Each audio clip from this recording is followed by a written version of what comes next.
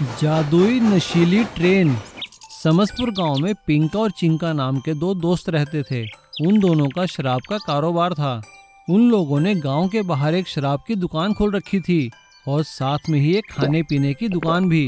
वे गांव के लोगों को शराब पीने के लिए आमंत्रित करते थे और उन्हें पहले सस्ते में शराब पिलाते थे और फ्री में खाने को भी देते थे। धीरे धीरे गांव के लगभग सभी आदमी नशा करने लगे क्योंकि उन्हें शराब सस्ते में जो मिल रही थी। अरे भैया चलो चिंका और पिंका की दुकान पर चलते हैं, आज तो मैं एक बोतल पीऊंगा।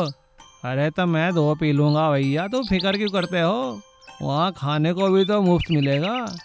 लेकिन जब लोगों को शराब की आदत पड़ जाती है तब वो लोग शराब का दाम बढ़ा देते हैं। अरे चिंका भैया क्या बात है, आज महंगी क्यों दे रहे हो?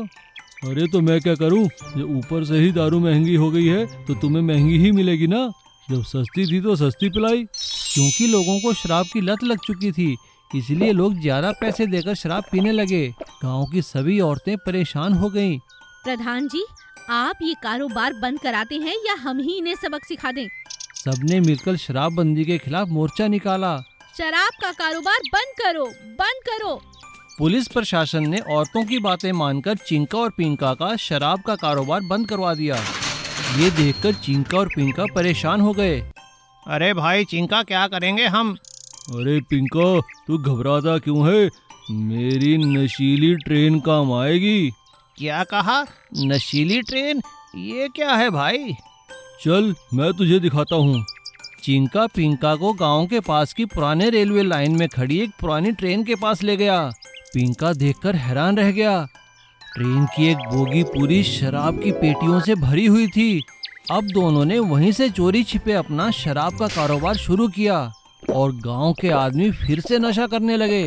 किसी को पता नहीं चल रहा था कि शराब आ कहां से रही है। एक दिन गांव के कुछ बच्चे खेलते खेलते उस ट्रेन के पास पहुंचे और उन्होंने शराब की बोतलों को जूस समझकर पी लिया। जब वो बच्चे घर पहुंचे तो उनकी हालत देखकर उनके माता पिता को शक हुआ। उन्होंने अपने बच्चों से पूछा, अरे सोनू मोनू क्या हुआ तुम्हें, ये क्या हाल बना रखा है? अरे सोनू बेटा क्या हुआ तुम्हें? पापा मैंने जंगल में खड़ी ट्रेन से जूस पिया था। क्या कहा? गाड़ी में से जूस? वो पुरानी ट्रेन? हे भगवान, चलो सब चलकर देखते हैं, चलो। गांव वाले गांव के प्रधान को लेकर उस गाड़ी के पास जाते हैं और वहां पड़ी शराब की पेटियां देखकर हैरान रह जाते हैं।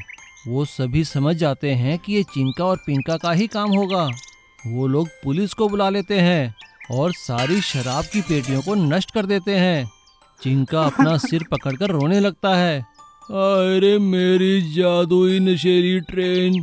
ये सुनकर सभी गांव वाले हंसने लगते हैं और पुलिस चिंका को पकड़कर ले जाती है और गांव वालों को नशे से मुक्ति मिलती है।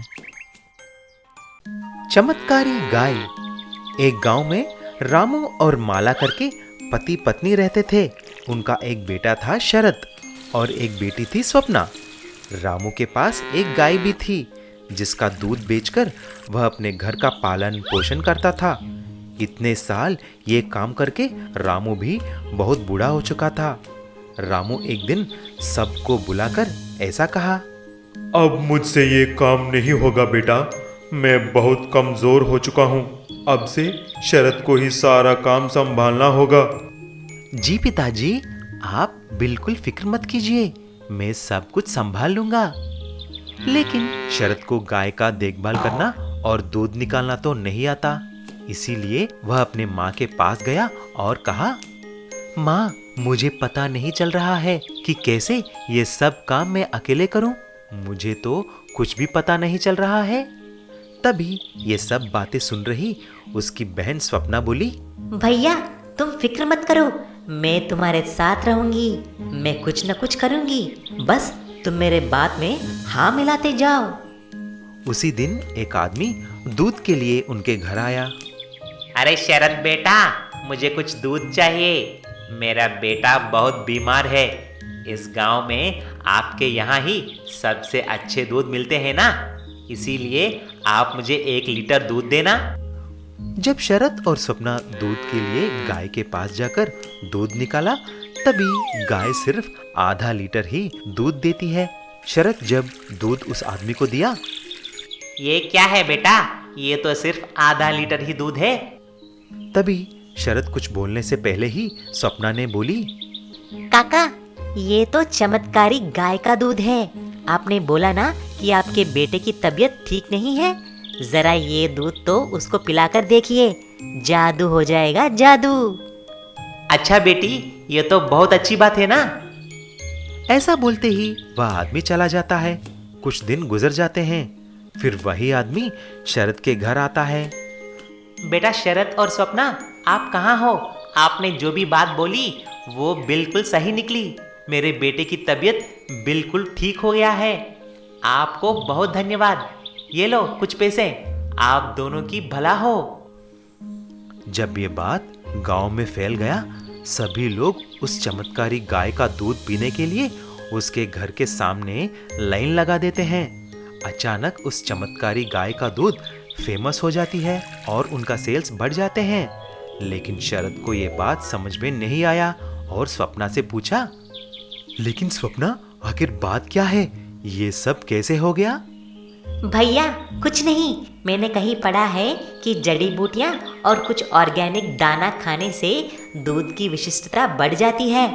बस मैंने ऐसा ही ऑर्गेनिक दाना और जड़ी बूटियां गाय को खिलाई और हमारी दूध चमत्कारी गाय का दूध बन गया है। है ना सही बात? उस दिन से चमत्कारी दूध बेचकर शरद और स्वप्ना, रामू और माला भी खुशी खुशी रहने लगे। सुगंधा बहुत अच्छे लकड़ी के खिलौने बनाया करती थी। उसके परिवार का यही काम था। वो बहुत मेहनत से छोटे छोटे प्यारे प्यारे खिलौने बनाया करती थी। उन पर रंग करती, उन्हें अच्छी तरह से सजाती संवारती।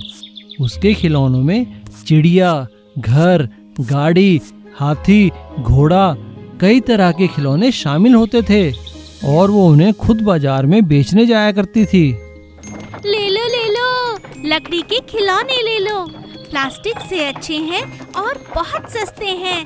ले लो, हमारे पास बहुत सुंदर खिलौने हैं। उसकी आवाज़ सुनकर बच्चे दौड़े चले आया करते थे, क्योंकि वो बहुत कम दाम में बहुत अच्छे खिलौने दिया करती थी। लेकिन उसी गांव में सेठ के बेटे की एक दुकान थी, जिसमें वो शहर से भांति भांति का सामान लाकर बेचा करता था। उसमें वो खिलौने भी लाकर बेचा करता था। लेकिन धीरे धीरे उसकी दुकान पर ग्राहक कम होने लगे, खासकर खिलौनों के ग्राहक। अरे मेरे मुन्ने, तू उदास क्यों है? देखो माँ, कह देता हूँ, बहुत हुआ। अगर ये लड़की गांव के बच्चों को इस तरह से खिलौने बेचेगी तो मैं शहर में जाकर दुकान खोल लूंगा। मुझे यहाँ पर रहने की कोई जरूरत नहीं। हाँ, समझ गई। इस लड़की की वजह से तेरा कारोबार ठीक नहीं चल रहा। जब देखो ये लकड़ी के खिलौने बेचने यहाँ आ जाती है और तेरे इतने अच्छे शहर के खिलौने खरीदने कोई नहीं आता। इसे तो मजा चखाना होगा। मेरे बेटे का कारोबार बंद करना चाहती है। और इसी जलन के मारे एक दिन रात में वो सुगंधा के घर जाती है और उसके खिलौनों पर बहुत सारा पानी डाल देती है, जिससे उसके सारे खिलौने खराब हो जाते हैं। अरे माँ, सारे खिलौने खराब कैसे हो गए? यहाँ मेरे खिलौनों की टोकरी पर पानी किसने डाला? हे भगवान, आज मैं क्या बेचने जाऊंगी? खिलौनों के खराब हो जाने की वजह से उस दिन सुगंधा खिलौने नहीं बेच पाई। ये देखकर दोनों माँ बेटा बहुत खुश हुए। हाँ, अब कौन खरीदेगा ये गीले खिलौने? सारी लकड़ी बदबू मारेगी और रंग भी छोड़ देगी। आजा बेटा, कल से तेरी दुकान बहुत अच्छी चल रही है, उस पर ही ध्यान देना। अब वो दोनों रोज रात को जाते और उसके खिलौनों पर पानी फेंक दिया करते थे, जिससे सुगंधा के खिलौने हमेशा खराब हो जाया करते थे और वो खिलौने नहीं बेच पा रही थी। मेरे खिलौनों पर कौन पानी डाल जाता है? जरूर किसी की ये साजिश है। अपने खिलौनों पर रोज पानी पड़ता देख सुगंधा परेशान हो गई। ये सोचकर सुगंधा उदास होकर बैठ जाती है। तभी अचानक उसकी नज़र अखबार में छपी एक खबर पर जाती है, जिसमें लिखा था कि एक खिलौना कंपनी को लकड़ी के खिलौने बनाने वाले की आवश्यकता है। सुगंधा उस कंपनी में जाती है और अपने बनाए लकड़ी के खिलौने दिखाती है। कंपनी वालों को उसके बनाए खिलौने पसंद आते हैं और वे उसे नौकरी पर रख लेते हैं। अब सुगंधा को अपने खिलौने बेचने के लिए दर दर की ठोकरें खानी नहीं पड़ रही थी। अब वो बड़ी शान से सुबह नौकरी पर जाती और शाम को घर वापस आ जाती।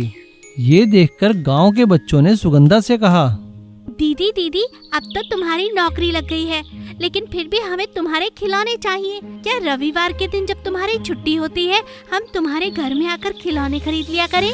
हाँ हाँ, क्यों नहीं, मुझे बहुत खुशी होगी।